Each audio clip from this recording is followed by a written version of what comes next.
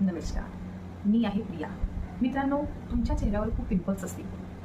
त्यांना तुम्ही घालवण्याकरिता खूप उपाय केले असणार, खूप क्रीम लावली असते आणि तरी पण तुमचे पिंपल्स जात नसते. तुम्ही पूर्णपणे थकले असणार. तर त्याचकरिता मी तुम्हाला काय घरगुती उपाय सांगणार आहे. हे उपाय फक्त मुलीकरिता नाही तर मुलाकरिता पण आहे. चला तर आपण बघूया.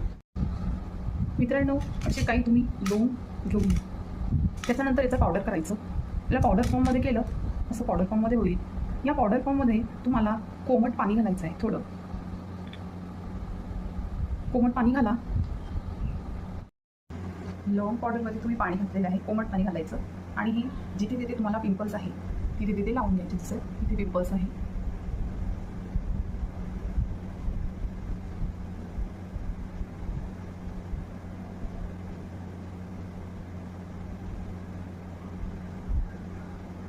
आणि जर तुम्हाला पूर्ण फेसवर पिंपल्स असतील तर हा पूर्ण पावडर छान चेहऱ्यावर लावून घ्या. रात्रभर असंच ठेवायचं आणि नंतर सकाळी स्वच्छ पाण्याने चेहरा धुवून घ्यायचा. रात्रभर ठेवल्याने असं होईल की त्या पिंपल्समध्ये जो पस असतो तो निघून जाईल.